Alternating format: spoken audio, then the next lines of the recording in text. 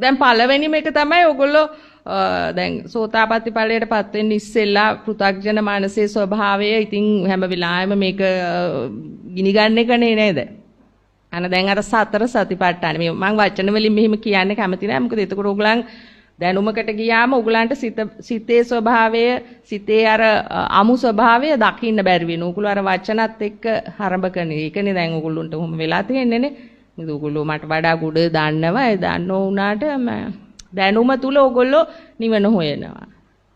සැබෑවට අතුලාන්තේ නිවීම සිද්ධ වෙන විදිය දකින්න දක්ෂ නෑ. මොකද අර දැනුමක් තුල මේ මනසේනේ දැනුම තියෙන්නේ. මේ සකස් වෙන සිතේනේ දැනුම තියෙන්නේ. ඉතින් ඒක තුලින් අන්න බලන්න සම්ප්‍රදායට ගිහිල්ලා අර පුතේ මෙහෙමයි මේ පුතේ මෙහෙමයි අරයා කිව්වේ මෙහෙමයි මෙයා කිව්වේ මෙහෙමයි කියලා හොයන ගතිය.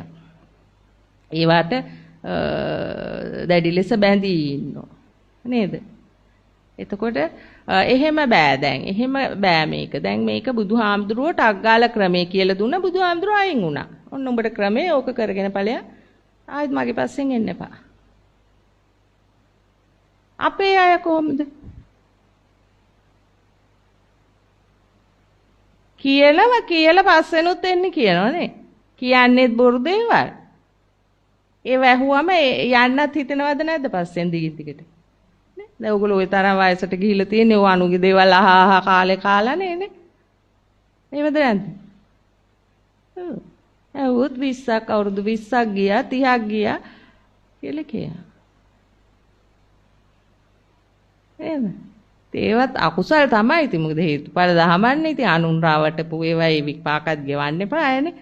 අනුන්ට බොරු කියපුවා, අනුන් රවට්ටපුවා, තමුන් දන්නවා කියලා අනුන්ට බොරු කියලා අනුන්ගේ මනසවල් අවුල් කරපුවා. ඒවට විපාක ගන්නත් එපා. ඉතින් ඒක නිසා තමයි ඔහොම යන්න වෙන්නේ.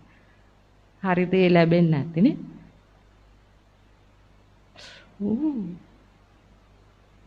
අතලොස්සකටයි හරි දේ ලැබෙන්නේ නේ.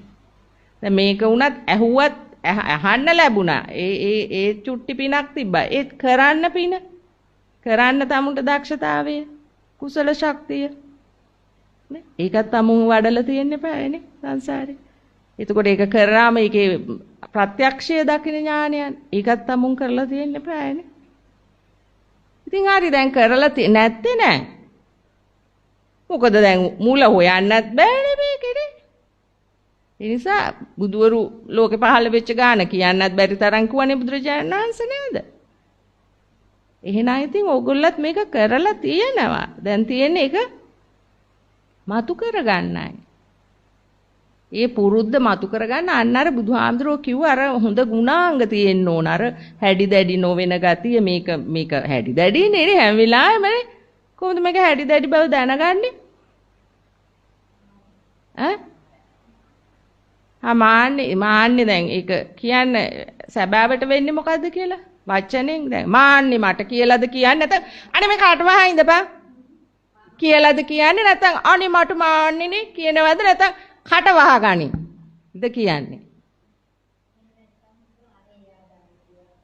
එයා දාන්න දෙයක් කියලා නැත්නම් ඒ හිතෙනවා එහෙම. ඊකට කියනවා කරන්නේ නේ පුටුවට හරි පයින් ගහයිනේ. ඒ මොකද්ද? දැන් කියන්නේ මාන්නේනේ. ඉතින් ඒක නිකන් හරි නිකන් ලෙවල් එකක් තියෙනවනේ නේ අපිට මාන්නේ තියෙන. සමහරු මාන්නේ තියෙනවා කියන වඩත් කැමතිනේ. වහරි මාන්නක් කරයිනේ. හරි මාන්නයක්. ඒ නැද්ද? එනවනේ. එහෙම තමයි ඉන්න ඕන. මාත් ඉස්සර හිතුවේ ගෑන් ළමයි වුණාම අහංකාරකමට ඉන්න ඕනේ කියලා. මාත් වැඩි hina වෙන්නේ නැහැ ඒ කාලේ. මටත් කියන කට්ටිය මහා ආඩම්බරයි.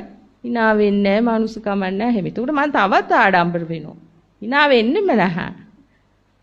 දැනගෙන හිටියේ නැහැ මේවා මේ පට්ට ගොන් වැඩ කියලා. සංසාරේ යන මෝඩකම් කියලා දැනගෙන හිටියේ නැහැ. ඉතින් මමත් එහෙමනම් මෙහෙම වෙන්න ආපු එකෙන්වත් එහෙමනම් තාමුල්ල ගැන කවර කතාවද නේද? දැන්වත් තාමවත් තේරුම් ගන්න නැහැ නේ.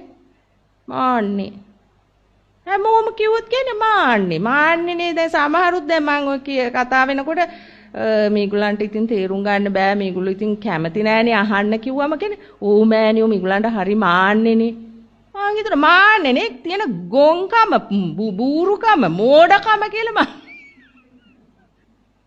උදේට මාන්නේ කොහම නිකන් අර එහෙම නෑ මොකද්ද ඒ මාන්නේ කියන්නේ ගොංකම තියෙන මෝඩකම තකතිරුකම මේ හරි දේ අහන්න බෑ සෝදු ශෝබන ටික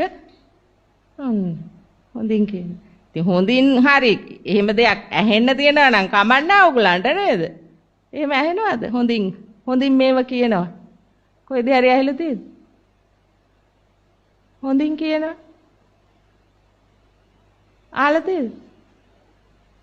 පින්වත්නි මේ බලන්න එහෙම කියනවා ඇහිලා තියෙන. ඒව ඇහිලා තියෙනව නේද? ඔහොම කිව්වොත් උන්න බලන්න. පින්වත්නි මෙන්න මෙහෙමයි මේ අවිද්‍යාව මේ තණ්හාව නිසා ඔබේ සිත ගොඩ නගිනවා.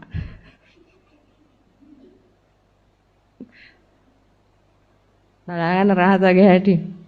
එතකොට ඔබේ සිත නොසන්සුන් වෙනවා. ඒක දකින්න තමයි තියෙන්නේ.